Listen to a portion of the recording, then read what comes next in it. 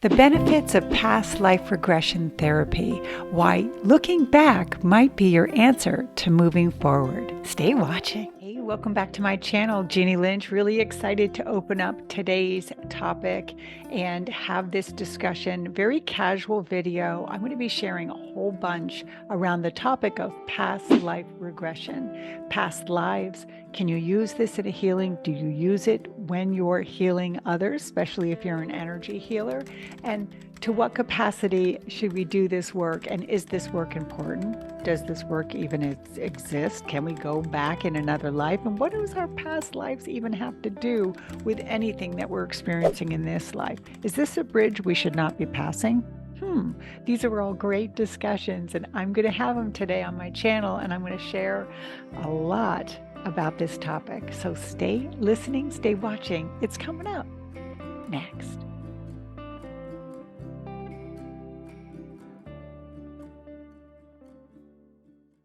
Hey, thanks for staying clicked in. I thought it would be important in this video and in this topic to really start, in my experience, with how the idea of past lives even came to be, and then kind of how much thought change I needed to make for myself because of my own belief system and how I was raised and the rest of it. And then clearly the difference it's made in my life and my understanding. So let's go back to that first. Years ago, 20 years to be exact, a friend handed me a beautiful book. Yeah, you've probably seen this on my channel before, Many Lives, Many Masters by Dr. Brian Weiss. And when he handed me the book, I remembered tried to read a few pages and not getting anywhere, kind of throwing the book to the corner of my room and thinking, wow, what the hell was that guy thinking to hand that book to me? When I handed the book back to my friend, I was clearly like, "Thank you for thinking of me, but no thanks."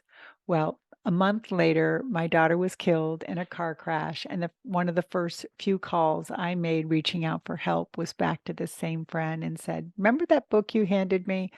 I would like it back." And this is the book.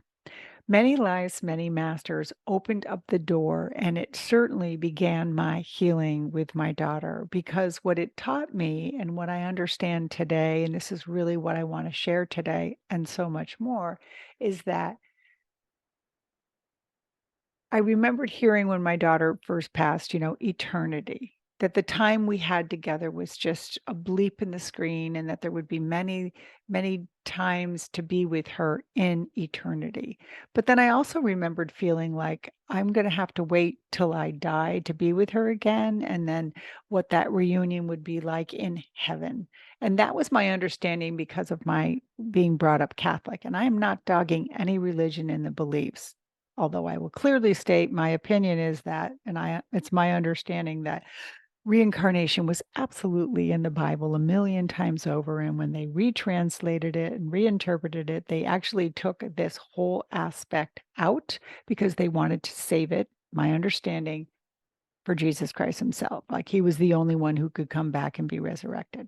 Okay, so no can of worms there. Don't start commenting and bashing me for my beliefs or my ill understanding of the Bible. Okay. So moving on.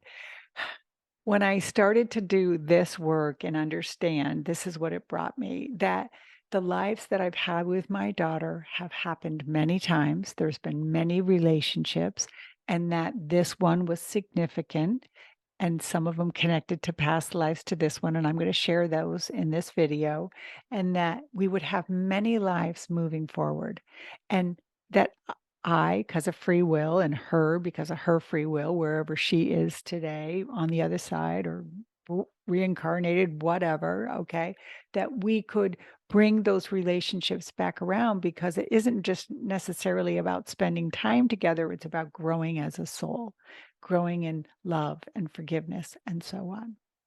So really found peace and comfort in that. Off to Omega Institute I went to meet the author of this book and to study with Brian Weiss and others who were in a similar situation. And I just love that.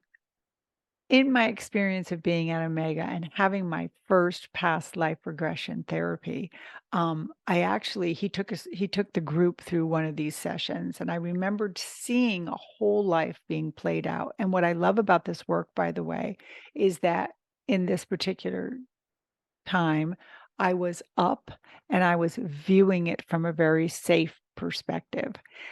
What I saw in one of my first past life regressions was I saw myself on a bed. I saw myself as the child. I was 6 and 7 years old. There was a woman next to me holding my hand. She had long gray braids and the window pane, and I could see the cold outside, and I could see the fire going, and I could even see my father on the bed with me in that life. And I was dying, and my mother was holding my hand, and she was telling me it was okay, and, she was gonna be there and, to not worry and that she loved me and I loved her and, and it was just so peaceful. In that life, when I passed, I realized that in this life, all the roles were reversed, and what that means is I was the child in that life. The woman holding my hand was my daughter. My father was my brother Steve, and so there was like the same scenario was being played out again, but the characters had all changed perspective and also changed characters, right? So we were each becoming each other. And in that life, the one gift that Isla gifted me was that the understanding of how precious life is. So fast forward to this life, and this is why I'm having this video. In this life, my understanding and what brought me so much peace is that it was being played out again, but the gifts were changing. That this was a gift my daughter was bringing me, like the gift I brought her in that life. And it was just evolving. It was evolving into a different timeline, into a different life, so that the same gifts would be given. Does that make sense? And is that not beautiful? And that is my understanding. So that first experience, that first past life that I witnessed and all the beauty in it was the beginning of my healing. So in I dive to this work and my understanding. As I started to do intuitive work and help other mothers heal and using this in my grief practice and the rest of it, I have never been trained to do past life hypnosis and therapies, and that's not my work. But what has happened is in my sessions with people, my intuitive reading sessions, I have seen past lives and I've brought that work forward for others. And it absolutely has changed everything in my understanding. So I'm going to pause for a second to ask a couple questions to you guys who are watching, just to have an open discussion. Have I already lost your interest? Is this whole topic like, oh my God, I don't believe in it, or it's against my religion, or this is a bull of malarkey, or we should never go back? And what does that life have to do with this life? Are you already feeling agitated by my topic? If you are, I wanna know, and I wanna know why, so share that. And then if it's the opposite, if you totally are immersed in this work, you believe this, you use it in your spiritual practice, you wanna learn more, just give me a thumbs up so we can continue to go. And let's keep going to the people who are staying clicked in. If this is not your topic, I'll see you later. Okay, it's okay. Go ahead. Maybe you'll be back someday. Maybe you'll pick the book up a month from now. Who knows? Your journey, not mine.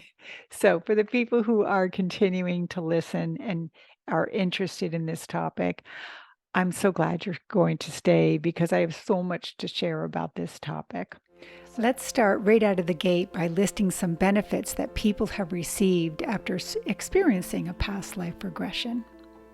Richer relationships, removing energy blocks to romance, career goals, and even personal empowerment. Learning about their own soul group and discovering twin souls or even soulmates. Or healing phobias, unexplained pains, chronic symptoms, or illness, which was the whole reason I ended up doing this work. And then continued understanding the origin of personality traits, those birthmarks, those phobias, and perspectives. Learning clues about your own life's purpose, the reason you chose this life, this era, and certainly your family. And lastly, clarity around your character and the things that you value. Let's move on. I told you I was going to share a few lives that really connected and to my understanding and why I absolutely love this work.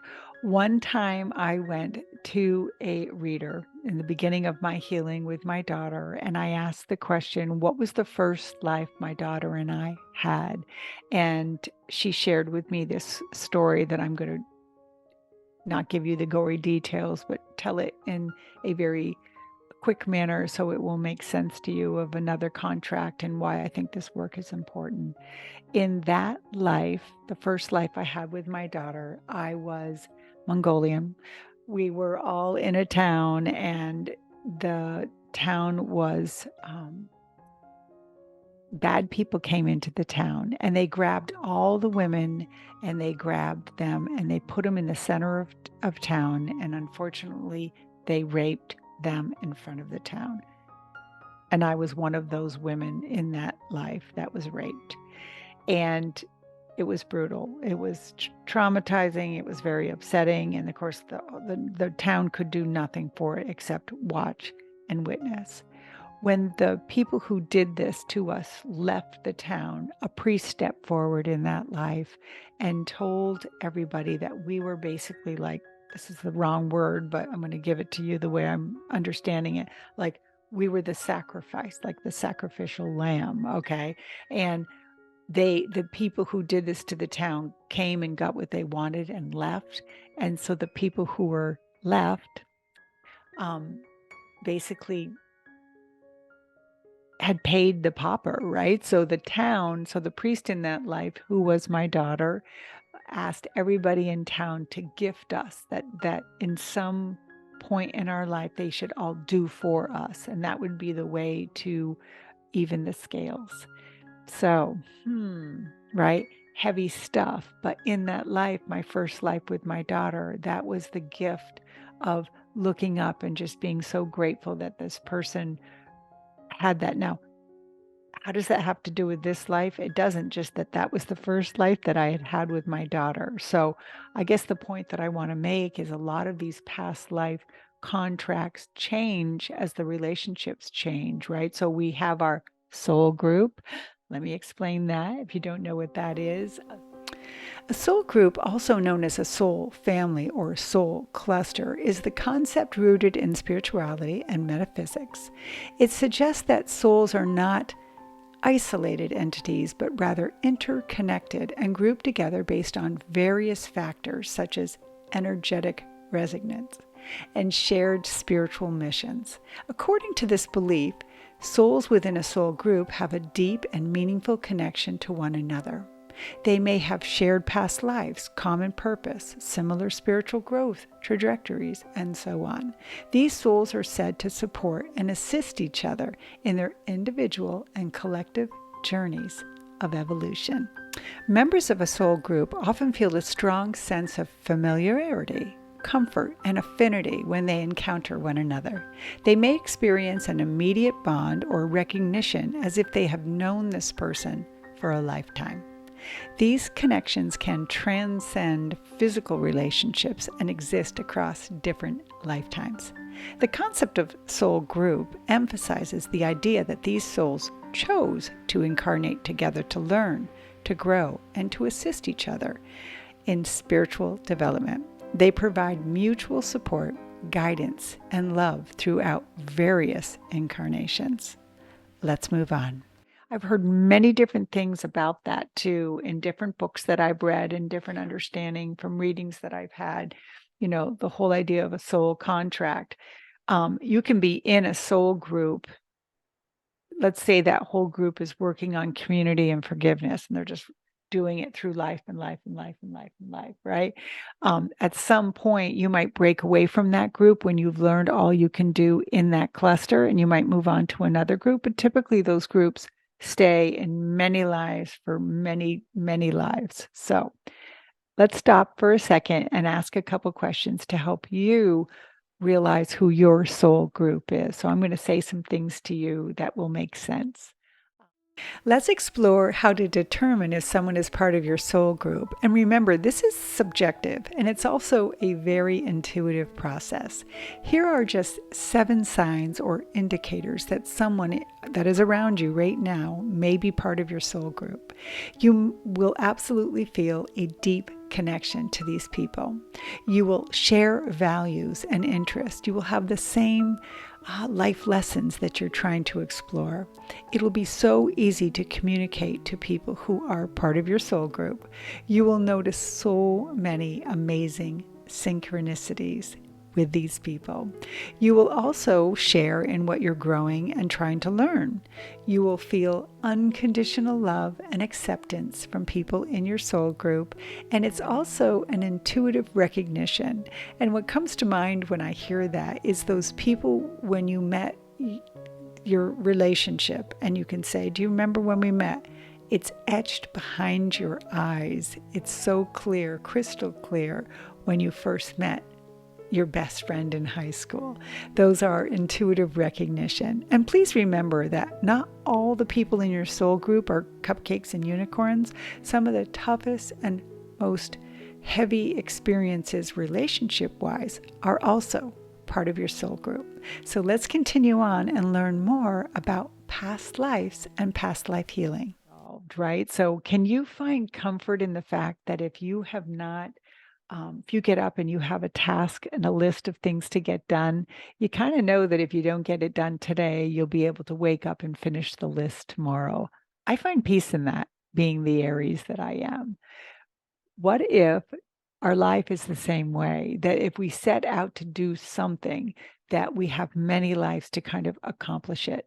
And I've seen people in readings too, I call them the mark of completion, where in this life, they're just here to wrap up stuff from many lives before, and they're just tying bows and packaging it up and moving on very quickly. So they're not in something for any length of time, right? So these are all things that can happen with lives kind of meshing and going back and forth. So today, I want to share the whole reason for this video had to do with my understanding that the illness that I have been having and that has been in my life for the last 3 years, and certainly the issues that I've had with my throat go back to my childhood and not being heard, not being seen, getting lost in the mix of a big family. And there's just so much to that, but also recognizing that with the doctors unable to diagnose this, that this might not be from this life. I might not have picked up something here. I might have picked up something in another life, and my illness might have been caused from a past life trauma that was not healed, and I'm still trying to work it through. That's why you're here today. I want to share that experience. I want to share that work with you. And I want to continue the beautiful discussion with you about how important using past life is to heal what you're going through in this life, but also to heal you overall, right? So, and how much, if you open this door for yourself, it could really change your life. So let me go to this work today. I'm going to share with you a past life that I just had and the healing that went along with it. So stay listening. It's coming up next. I thought I would take you through this session today, tell you a little bit about why I hired this woman to do this work with me, tell you what was going on with my symptoms, share the experience that I had, really rough draft, like give you an overview of what I saw in my regression. What I really want to share today is I want to read to you what she said back to me, and I'm going to let you determine at the end of this video what the point is, because the point I'm trying to make is that this work is so important and so amazing. And the information that I was given really did help. And I believe I believe it is the answer I was looking for. So, beats any diagnosis you can get with blood work. Let's do this. So, the first question this woman does with you is she asks me to kind of go through my body, and she starts, with my toes and goes straight up through and is really just asking you in your kind of meditative state, is there any symptoms or things that I need to know? And of course, all of mine, I was fine from my toe all the way up. I had a couple things like an oddly shaped thumb. I have a rash on my arm from like eczema when I was a child that is still there today. And when we got to the neck, all the problems started. So had an accident when I was a child, hit my head, concussion, snapped my neck, migraines, communication, throat, everything to do here. Okay, so I thought that was pretty interesting. When she asked me to describe what I saw, I want to kind of share this with you because it was fascinating. She takes you through and puts you in a hypnotic state. And as she was asking you to, like, walk over the bridge, when you get to the end of the bridge, there's going to be clouds. The clouds are going to dissipate. Tell us what you see. When that started to happen, and when I was on the bridge trying to get to the other side where, the clouds were going to dissipate, all of a sudden, I started to see this life come flashing in, and that's what I'm going to share with you. I was 14 and 15. I was a little boy. I was lanky as all hell, um, malnourished, uh, thin hair, in the face, the whole bit. And it was in the 1800s, and we were settlers. We were leaving one area that we needed to leave, and it wasn't like there's a better land up ahead. It didn't have that energy. It had the energy of we had to leave.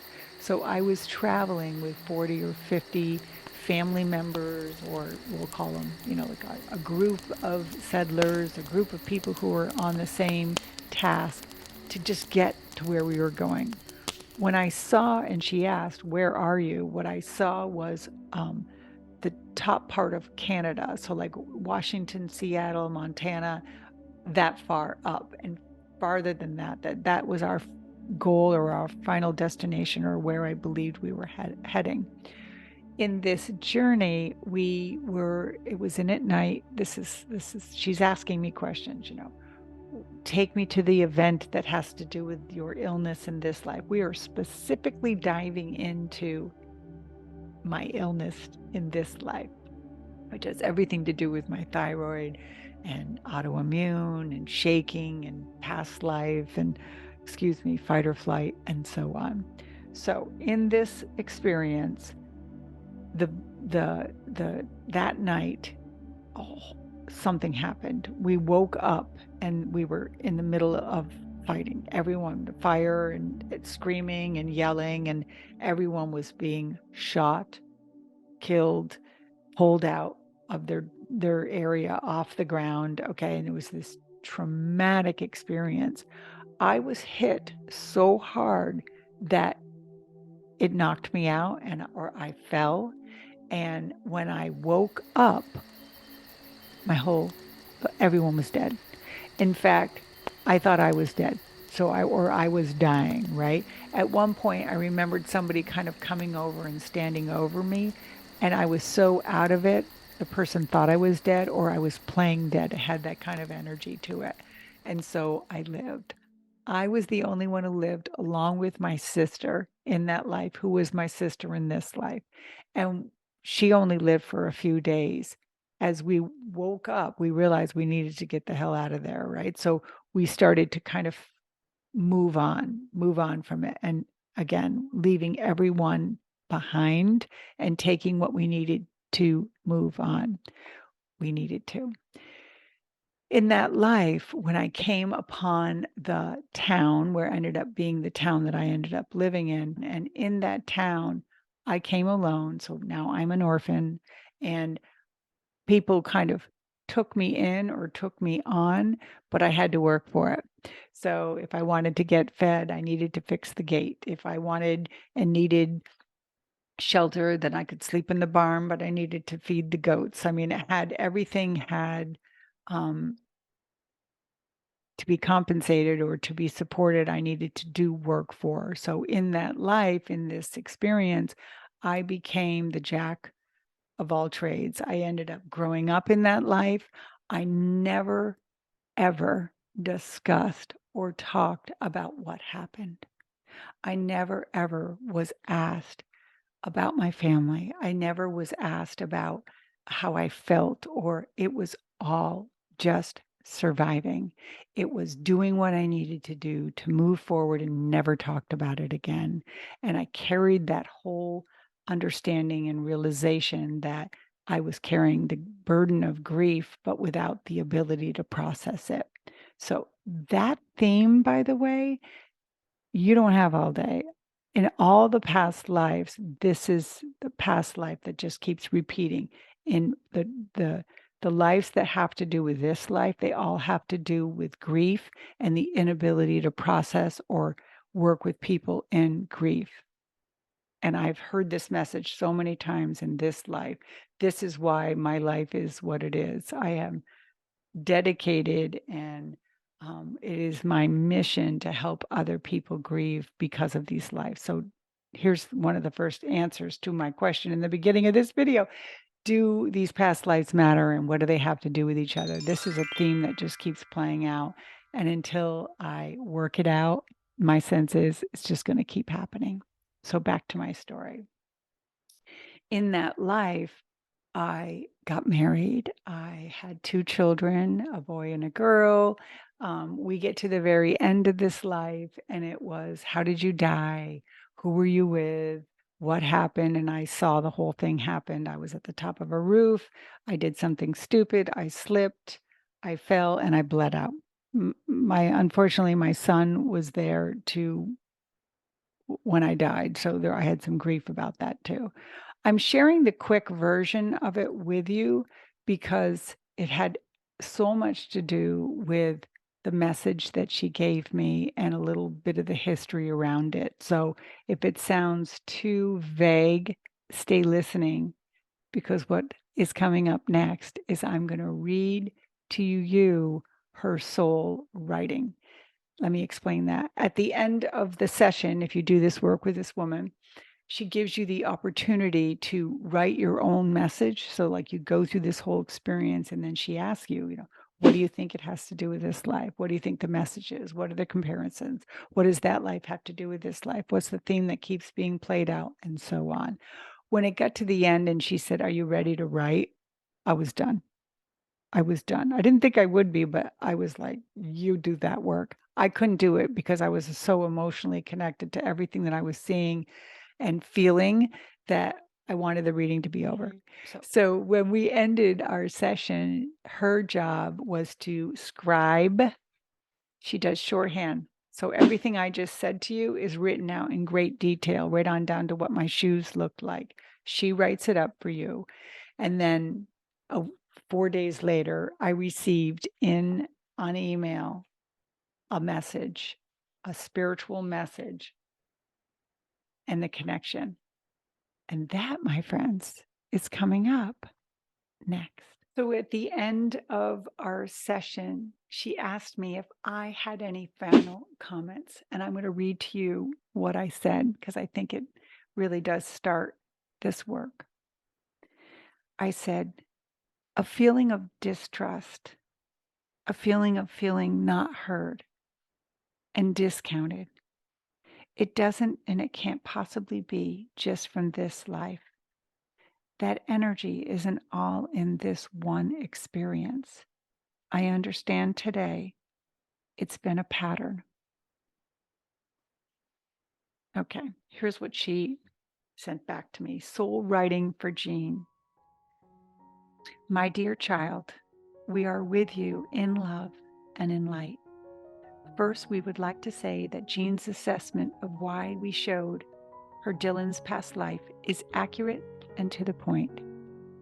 That feeling of distrust and being discounted is indeed from his life, But we would also add that she is working through that and is at a remarkable speed, and she need not carry that energy with her anymore.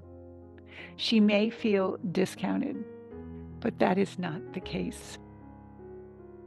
She has value and worth to all who encounter her, and the fact that she is doing her soul's work, utilizing her special skills, means that the universe has entrusted that to her, and she is miles ahead of where she was when she was Dylan. The biggest issue in Dylan's life had to do with loss. Can you imagine what it was like for him, a young boy, to be the only survivor of a brutal attack that took every member of his family and friends? Why was he saved? That was the question gnawing at him his whole life. His needs were taken care of, this is true, but his heart never fully mended. He was in denial for most of his life, and that was his secret. That details of what occurred were never shared, never brought out in the open, and therefore never had a chance to be healed. In her current work, Jean enables the truth of that inner wound to surface to others so that they can revisit it and then work towards healing. That is the karmic balance of Dylan's life to hers. However, it is the loss that she feels most keenly, the loss of beloved family members that still wounds her heart. As if Dylan had been wounded in that raid, he was spared because of his quick thinking to play dead. Not being alive is what saved him. Not being alive to recall those events is what safeguarded his heart. But in this life, to unlock the heart and experience true grief and loss. Jean's life has experienced that loss firsthand. Circumstances may be different, but the outcome is the same. How to handle it? Question mark. She is working through that as well. Dylan had tremendous perseverance and strength of character to not only survive the attack, but to survive the childhood in which he did not feel a part of anyone anymore. His clan was gone. These people were kind, were not his people, yet he felt grateful, did what he needed to do, and grew to maturity. He found a place there, a place where he was respected and appreciated. He also found love. So once again, he had his family. His heart was opening, but that drive to continue on, to strive forward, blinded him in his physical limitations to lead and led to his death. Progress and moderation is something Jean needs to heed in this life. But we would say she is well on her way of healing Dylan's life and being free of the karma from his life that occasionally appears in this life, holding her back. This is true of many of her physical symptoms. That sense of fight or flight mode is from Dylan. The oddly shaped thumb is from the nature of his working with his hands. Some of the neck and throat karma is from the suffocating himself as if not to utter a word while under attack. No later when questioned about it. The head issues are partially from Dylan. When he fell to play dead, he hit his head, and later to his death, his head was injured as well. Much of this has to do with Dylan, but is compounded by other lives as well. She is doing well to address them one at a time. It is our hope that in knowing their origin, she will be able to do the healing needed to resolve this discomfort and sensitivity and put it behind her permanently, or at least have a change of perspective, knowing the origin. We are with you always.